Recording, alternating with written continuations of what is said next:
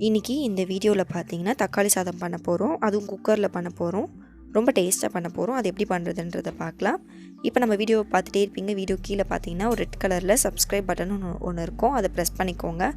பக்கத்தில் வந்து பெல் ஐக்கானை ப்ரெஸ் பண்ணும்போது ஆல் செலக்ட் பண்ணி ப்ரெஸ் பண்ணி வச்சுக்கோங்க. அப்போ தான் வந்து அடுத்த வீடியோஸ் தன்னாலே உங்களுக்கு நோட்டிஃபிகேஷனாக வந்துடும். இப்போ குக்கர் வச்சுக்கோங்க. 5 கரண்டி அளவுக்கு எண்ணெய் விட்டுக்கோங்க. ஹோல் கரம் மசாலா, அதாவது 2 பட்டையில், ஒரு ஸ்டார் பூ, ஒரு சின்ன துண்டு பட்டை, 2 மராட்டி மொக்கு, 2 கிராம்பு சேர்த்துக்கோங்க. 1 ஸ்பூன் அளவுக்கு சோம்பு சேர்த்துக்கோங்க. 4 பெரிய வெங்காயத்தை நல்லா நீட்டு வக்க கட் பண்ணி எண்ணெயில் சேர்த்துக்கோங்க.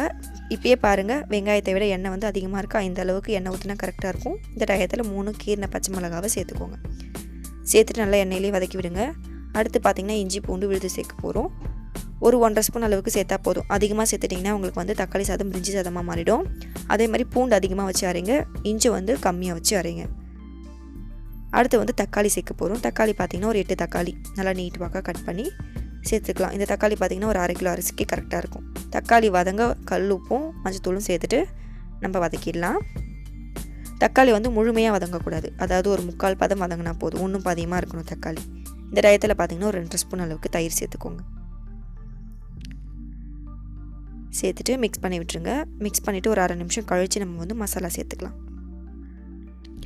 1.5 ஸ்பூன் அளவுக்கு ரெட் சில்லி பவுட்ரு சேர்த்துக்கோங்க. 1/2 ஸ்பூன் அளவுக்கு கரம் மசாலா சேர்த்துக்கோங்க. 1 ஸ்பூன் அளவுக்கு தனியா பவுட்ரு சேர்த்துக்கோங்க. இவ்வளோ தான் மசாலா.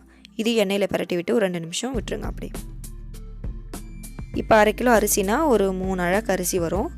நான் வந்து 3 அளவுக்கு அளந்து தான் அரிசி எடுத்திருக்கேன். எதில் அளந்தனோ அதிலே வந்து தண்ணி வைக்கிறேன். 1க்கு 1.5 வச்சுக்கோங்க, அது கரெக்டாக இருக்கும். இப்போ 3 தடவை 1.5 வச்சிங்கன்னா உங்களுக்கு கரெக்டாக இருக்கும் தண்ணி. இப்போ தண்ணி நல்லா கலந்து விட்டுட்டு புதினா சேர்க்க போகிறோம். புதினா அதிகமாக சேர்த்துறாதீங்க. ஒரு 10லேருந்து 15 இலை சேர்த்தா போதும். சேர்த்துட்டு ஒரு 1/2 லெமன் பிழிஞ்சு விட்டுருங்க.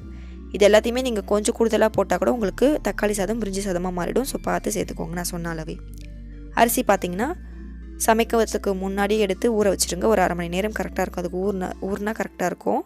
அப்போ தான் தண்ணி பக்குவத்துக்கு உங்களுக்கு நல்லா சாஃப்டாக அரிசி வெந்து உங்களுக்கு கிடைக்கும். ஸோ கண்டிப்பாக மறக்காமல் ஊற வச்சுருங்க. இப்போ அரிசியை நம்ம சேர்த்தாச்சு. சாப்பாடுக்கு ஏற்ற மாதிரி உப்பும் நம்ம சேர்த்தாச்சு. சேர்த்துட்டு உப்பு கரையிற அளவுக்கு கலந்து விட்டுட்டு குக்கரை வந்து மூடி போட்டுருங்க.